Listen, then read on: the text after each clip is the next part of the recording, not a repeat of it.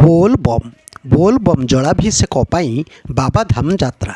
ରାଉରକେଲାର ସେକ୍ଟର 19 ସ୍ଥିତ ଇସ୍ପାତ ସେଣ୍ଟ୍ରାଲ ମାର୍କେଟର ପ୍ରାୟ 60ରୁ ଉର୍ଦ୍ଧ୍ୱ ବ୍ୟବସାୟୀ ଜଳାଭିଷେକ କରିବା ପାଇଁ ବାବାଧାମ ଯାତ୍ରା କରିଛନ୍ତି। ଏହି ବ୍ୟବସାୟୀ ଭାଇମାନେ ରାଉରକେଲାରୁ ଟ୍ରେନ୍ ଯୋଗେ ସୁଲତାନଗଞ୍ଜ ଯାଇ ସେଠାରୁ ଜଳ ନେଇ 108 କିଲୋମିଟର ପଦଯାତ୍ରାରେ ଯାଇ ସୋମବାର ସକାଳୁ ବାବାଙ୍କୁ ଜଳାଭିଷେକ କରି ବାସୁକୀନାଥ ଦର୍ଶନ ସାରି 14 ତାରିଖ ଦିନ ଆସି ରାଉରକେଲାରେ ପହଞ୍ଚିବେ। ଏହି ଯାତ୍ରାରେ ମୁରଲୀଧର ମିଶ୍ରଙ୍କ ପ୍ରତ୍ୟକ୍ଷ ତତ୍ତ୍ୱାବଧାନରେ ସର୍ବଶ୍ରୀ ଅଜୟ ବେହେରା, ଦୁଶାସନ ସାହୁ, ବିଜୟ ତ୍ରିପାଠୀ, ଶିଶିର ମହାପାତ୍ର, ସୁରଜିତ ଘୋଷ, ଟିଙ୍କୁ ଜୟସ୍ୱାଲ, ସୋନୋଜ ପ୍ରମୁଖ ରାଉରକେଲା ରେଳ ଷ୍ଟେସନରେ ପହଞ୍ଚିଲା ପରେ ସମସ୍ତେ ଏକାଠି ହୋଇ ବୋଲବମ୍ ନାରା ଦେଇ ବାବାଧାମ ଯାତ୍ରା କରିଛନ୍ତି। ଦେଖନ୍ତୁ ତାରି ଚିତ୍ର।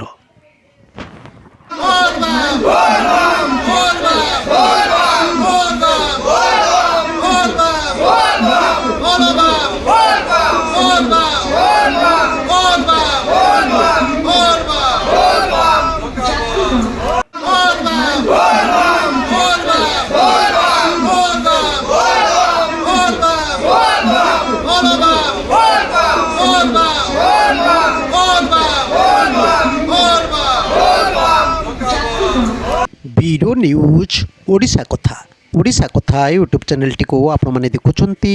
ମତାମତ ଦିଅନ୍ତୁ, ଲାଇକ୍ କରନ୍ତୁ, ସବସ୍କ୍ରାଇବ୍ କରନ୍ତୁ ଓ ସେୟାର ମଧ୍ୟ କରନ୍ତୁ।